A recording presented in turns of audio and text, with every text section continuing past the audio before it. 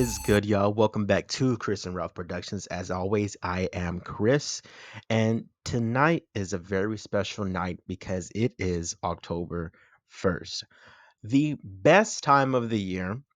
It's, spooky season, Halloween. And one way that I love to celebrate this time of year is to just indulge in horror films, thrillers, slashers, ghosts, hauntings, exorcists, things, all that stuff. It's just the best. And I started today with Halloween 2018.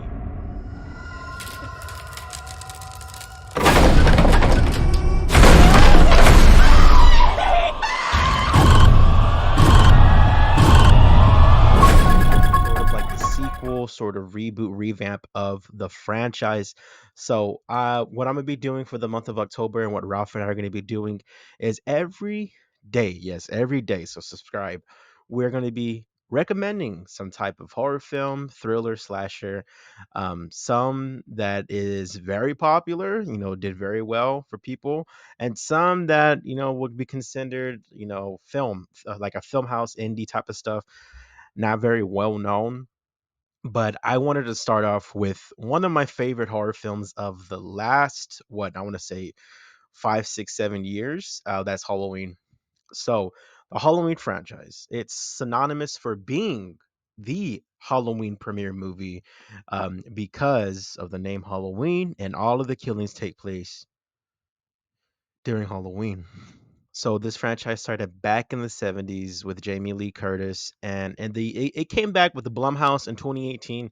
And I, for one, uh, love the 1970s film of Halloween, because I think what it did, it didn't rely on the gore. It didn't rely on a lot of jump scares. It was just, you felt the presence of Michael Myers.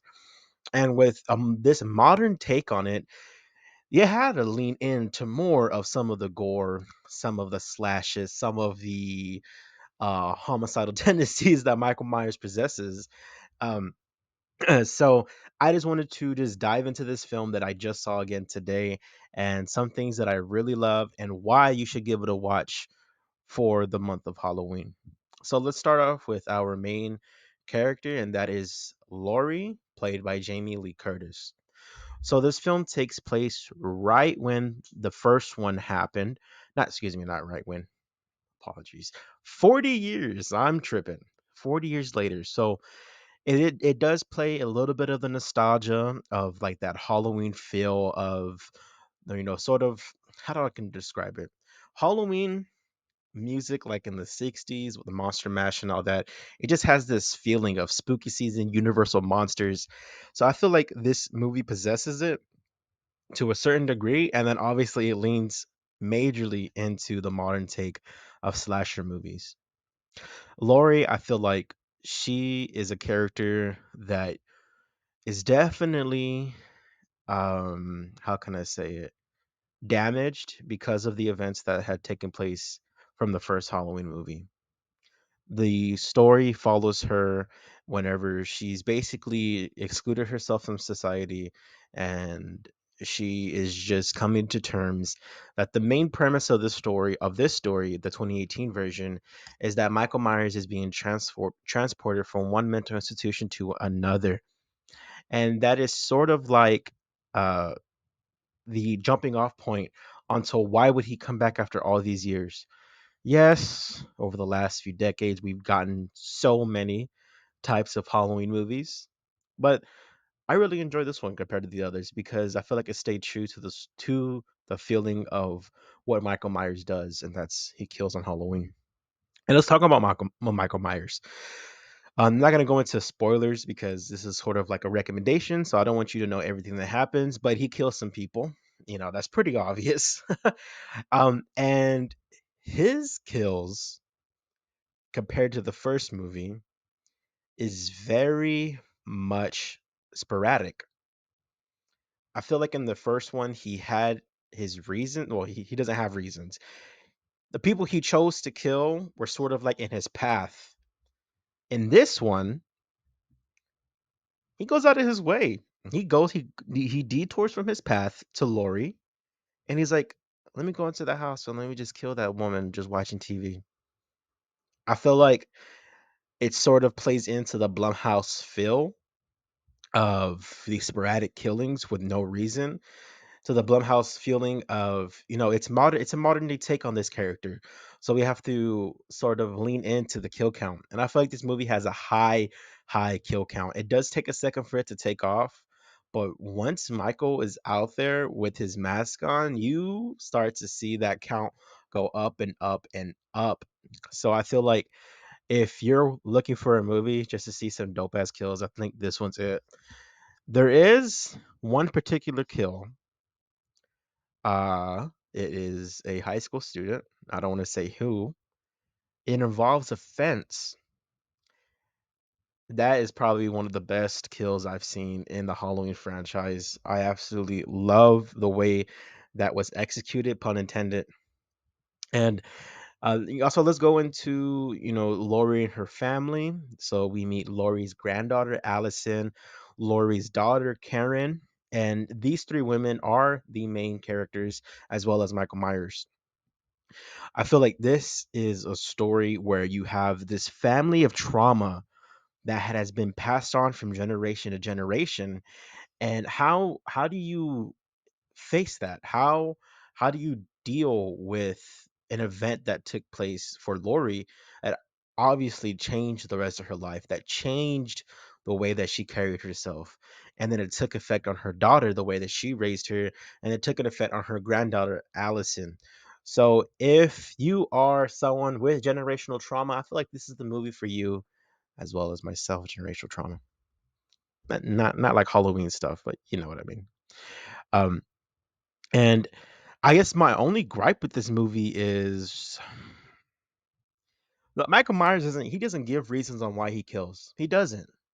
Nor should he, because he is just a serial killer villain. But when you're watching it, you kind of like, why did you do that?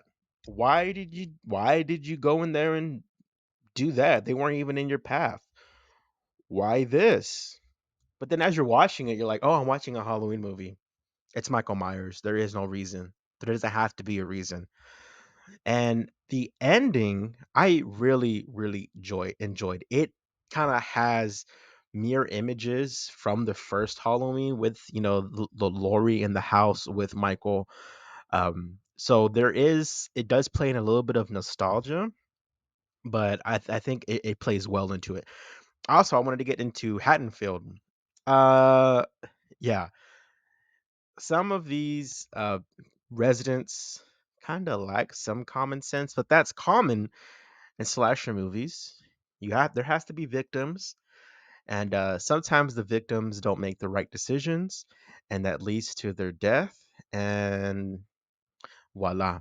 Also, there's an obsessed doctor. You're going to meet him early on in the film. I think his character is very interesting when it comes to a doctor-patient relationship. I feel like that is a key plot point in this movie that does take a turn, but then whenever you see that turn, you're like, well, no shit, that's how it turned out. But overall, I think Laurie is a badass character. Her daughter Karen's a badass character, and her granddaughter Allison, she is the main character, and she has her reasons for how she feels about her family and about her mother and all that. But it comes to fruition throughout the film on her relationship. So I thought that was really good. I really like that. Michael Myers, I think he just was adding to that kill count. He did what he does what he does best, and that is kill people. And the town, I felt like they did their best to try and stop him, but there's always failures in these slasher movies. But yeah, that is pretty much my overall review for the 2018 Halloween. So this is day one of October, best time of the year. So if you're looking for a movie, watch this one. Watch the first one. I'm most likely going to talk about that one later on in the month because there are so many movies that I want to talk about. I'm making a list. I already have the next week planned out. So tomorrow, check out our channel for the episode 2 of the month of October for recommendations to watch. But as always, guys, please like, share, and subscribe. We do appreciate the support. And yeah, that's pretty much it. Happy Halloween season. I'm Chris. I'll catch you next time. Peace.